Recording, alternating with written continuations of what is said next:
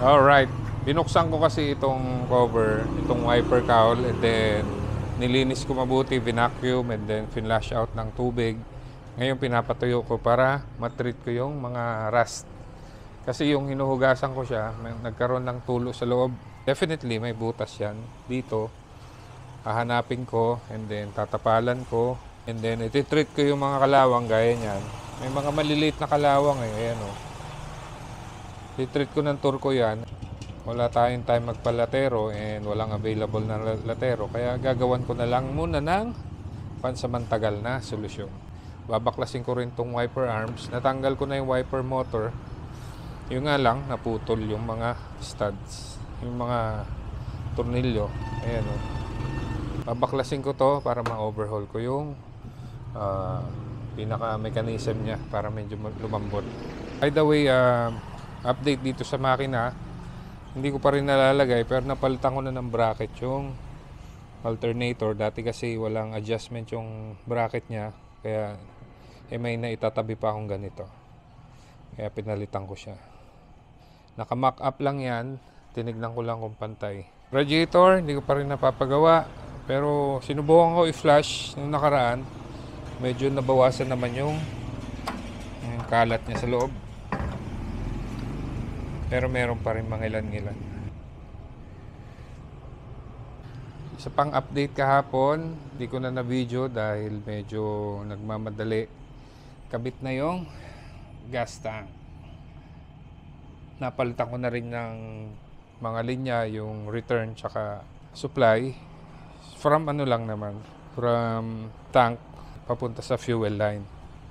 Tapos nakabit ko na rin yung bagong fuel float.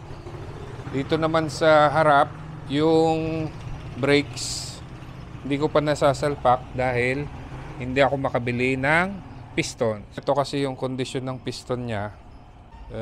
Sinubukan kong lihain kaso hindi na talaga kaya. Kaya naghahanap pa ako ng brand new na piston. Kaso wala mabilan dito sa Subic eh. Sa Olonga po hindi ko pa natatry. Baka may alam kayong pwedeng bilhan nito. Comment nyo naman. Yun na lang kulang sa front brakes, yung pistons. And then, yung calipers na pinturahan ko na lahat. Pakita ko lang sa inyo. Yan. So, bali, refresh na siya. Meron na rin akong pamalit nitong mga goma. Hindi ko pa pinapalitan. Yan. Tapos yung shroud, pininturahan ko na rin. Fan shroud, para naman presentable tignan. Saka yung under tray. So kung napanood nyo yung last video, successful yung paggawa natin ng gas tank, paglinis sa pamamagitan ng pagbabad sa suka. Until now, hindi ko pa rin siya nilalagyan ng gasolina, empty pa rin siya. Last time I checked, chinek ko kanina, tinanggal ko yung fuel float at sinilip yung loob, wala pa rin rust. Kahit surface rust, wala. Ayan o, hinugasan ko kanina, may tumulong tubig. Dami. Kaya sisilipin ko kung saan tumutulo yan. Yun. So, andito na rin lang ako, might as well silipin ko yung mekanismo nito sa loob. Para when the time comes na kailangan ko siyang gamitin, smooth. Di ba? Ayun. Then, ito, hindi ko alam kung anong size. Oh, may bisita kami galing sa bakasyon. Kumusta, Hernan? Ayos lang. Ayos lang. Kumuha na ako ng sakit para sigurado. Ang size is 22.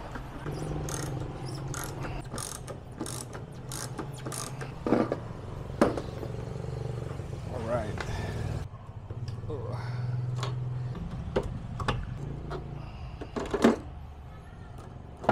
Yes. Alright.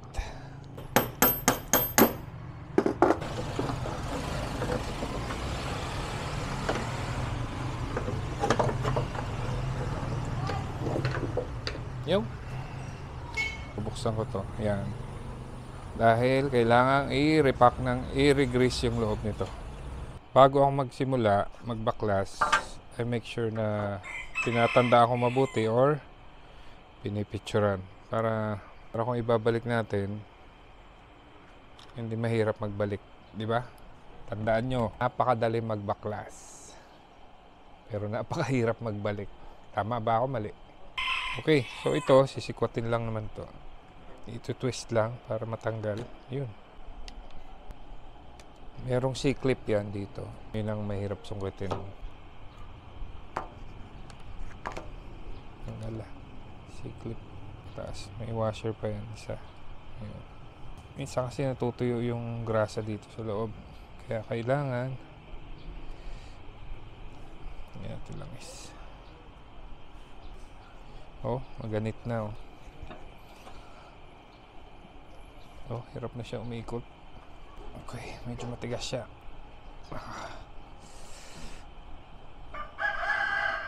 Tingnan nyo kung gaano katutong yung loob dito. Ayun. See? Yan lang po ang kailangan linisin at i-grease. Dahil over time natutuyo ang kanyang grease. Nalinis ko na to. Pati ito, linis ko na rin. Ito na lang, yung mga metal parts, babad natin sa turko para mamatay yung mga kalawang na yan.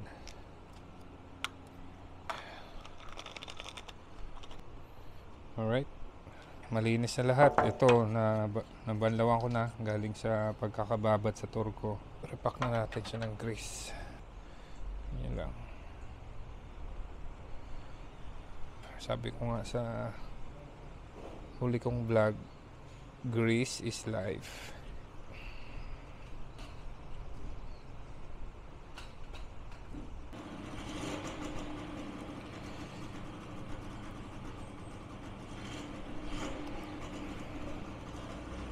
Yung washer, then yung C-clip. Yo. Yan. Basta. See? Malambot na siya. Lahat ng ganito lalagyan ng grease loob. Mga size naman yung mga balls niya kaya hindi kayo maliligaw.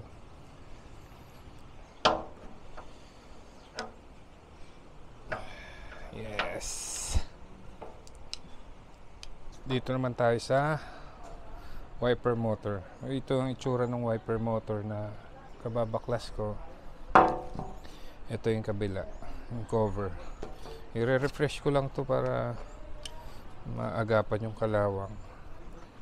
Konting linis, konting rust treatment is better than nothing. Kesa naman wala kang ginagawa.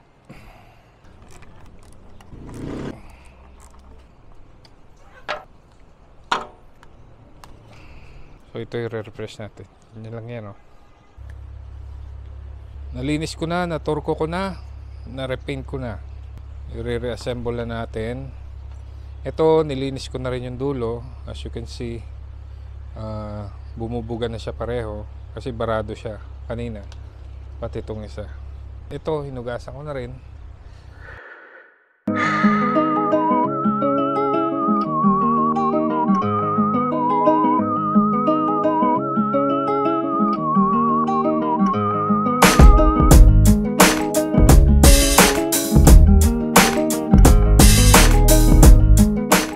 Na-sprayan ko na, nalinis ko na ng husto yung ilalim, kabilaan niyan.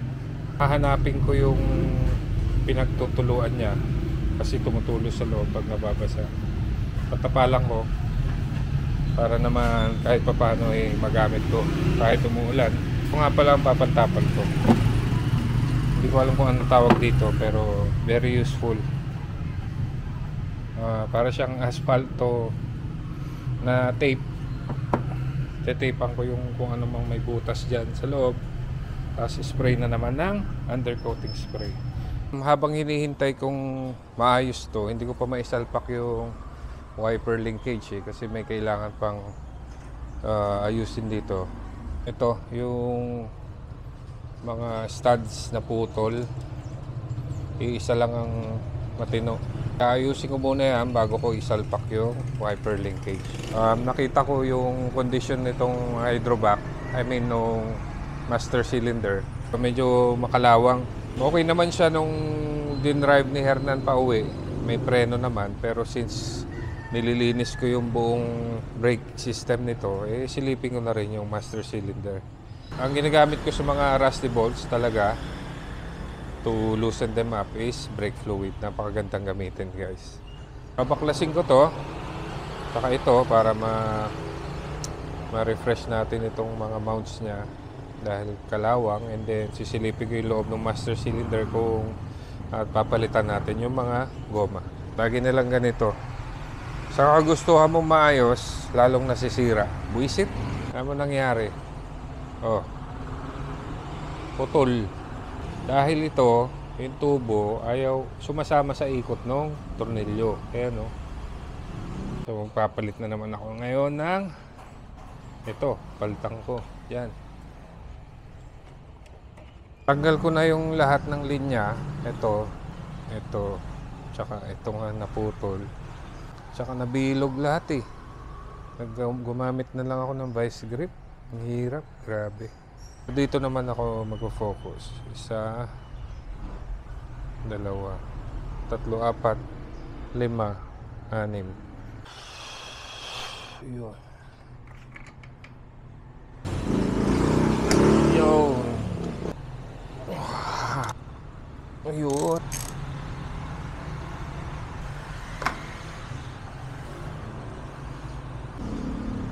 Yes. Yes. Isang tornilyo na lang na makulit. Kung alin pa talaga yung pinakahuli ng papahirapan kayo, no? Nangyari na sa inyo yun. Yung halimbawa, 6 na tornilyo yung kailangan tanggalin nyo. Tanggal nyo yung 5. Walang problema. Pagdating ng ika-6, doon pa magkakaproblema na tipong mabibilog yung nut o malulus thread, di ba? Oh, tamo, nalaglag pa yung gamit ko. Ay, Diyos ko po. Yun na talaga. May sumpa.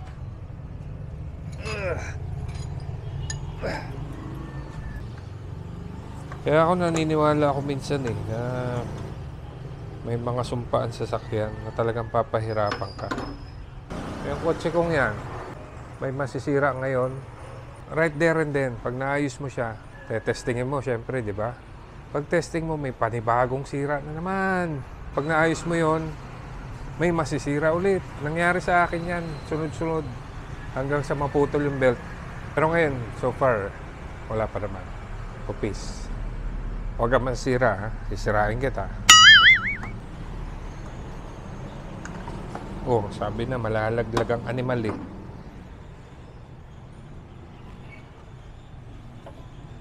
Sinabi ko na, di ba, kanina? Okay, siya, oh. Takas na talagang hayop.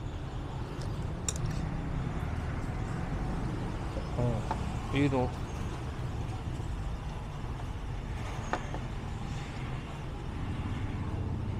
Hayop ka. Gusto mo pahirapan, pero hindi ako papatalo sa'yo. Kahit gaano kahirap, huwag tayo magpapatalo, okay? Ako hindi ako magpapatalo. Ewan ko lang sa inyo. Baka konting hirap lang mangayaw na kayo. Kapag re-restore na sasakyan, hindi na dadaan sa pagmamadali. Nakukuha yan sa tiyaga.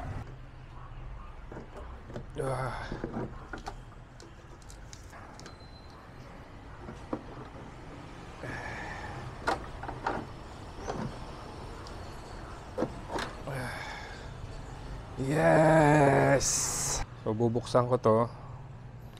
Linis, konting pintura, and then ayos na ulit. Tanggal muna tong mga hose.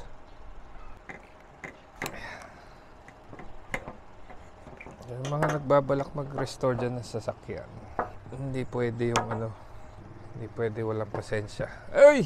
Tumulo. Ayun, may ikot pa siya.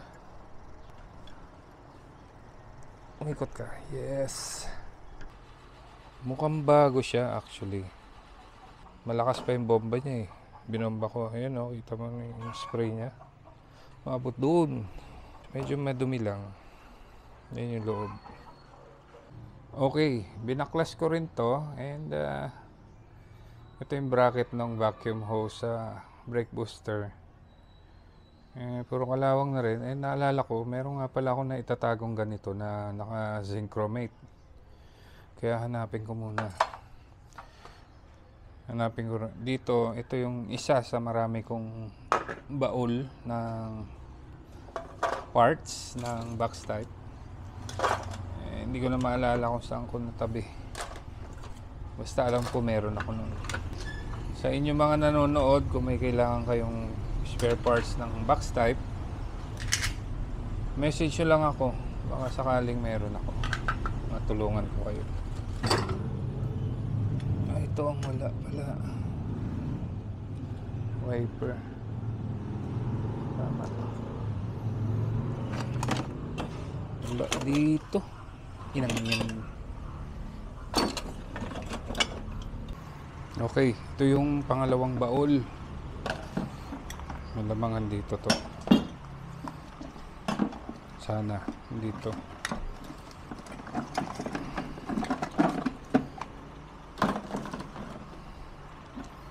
Ano ba to?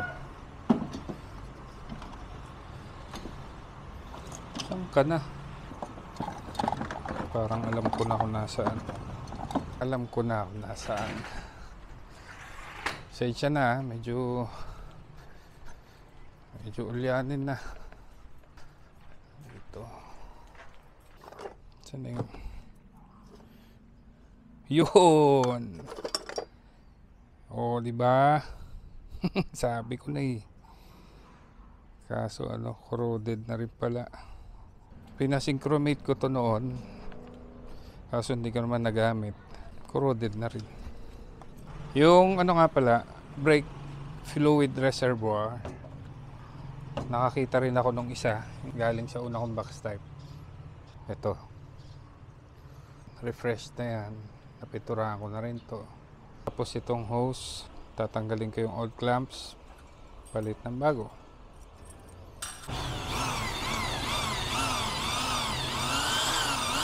Buhayin namin yung thread at putol, tatlo eh. Tatlong tornilyo, tatlong bolt. So tatlo yung nabuhay na thread.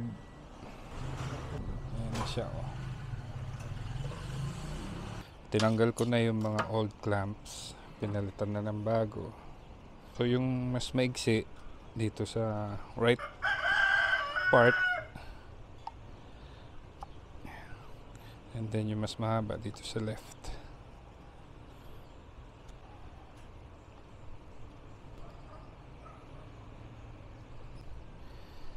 Ito na yung pinapatayo ko. Pinturahan ko lang konti. Para naman fresh ang dating. Okay na naipasok ko na yung laman ng yung master cylinder. In-inspect ko naman yung mga rubbers. Actually bago pa nga yung mga rubbers eh. Pinturahan ko na rin.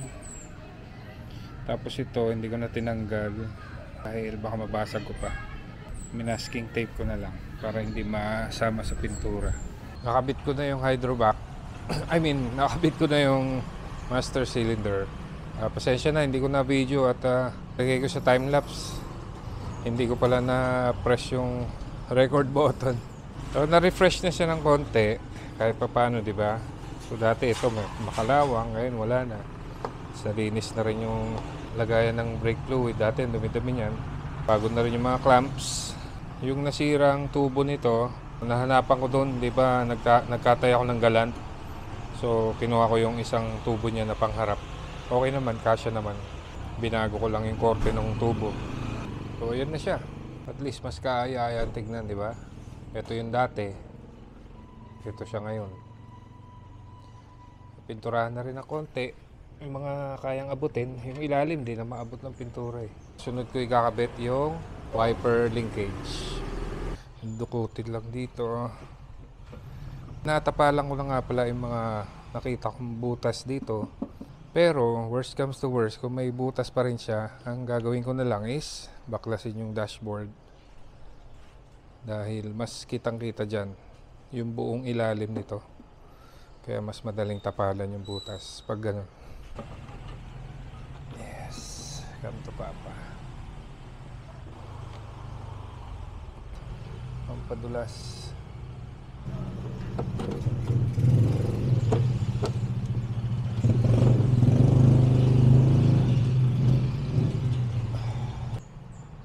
Pag ite-thread nyo to, make sure nakasentro. Mahirap na malos thread. Plastic kasi itong pinaka-thread nya. Alright, kabit na natin to. Huwag kalimutang lagyan ng langis yung mga bolts. Because last time lahat ng tornilyo ay nanikit. Kaya pag tatanggalin na, ayun, putol. Kaya yun ang iiwasan natin. Ginagawa ko to para sa akin and para sa future owner nitong kotse. Dahil in the future, kung kailangan niyang tanggalin to, hindi siya mahirapan, di ba? Mahirap guys kung mag-acquire kayo ng second hand cars tapos ganito lahat yung tornilyo, mahirapan kayo. Kita nyo ako, hirap na hirap. Kaya ginagawa ko to para pagdating ng araw na kailangang baklasin ulit, hassle free. I-shoot lang yung bilog na to dito. Ayun. Yan lang. Tapos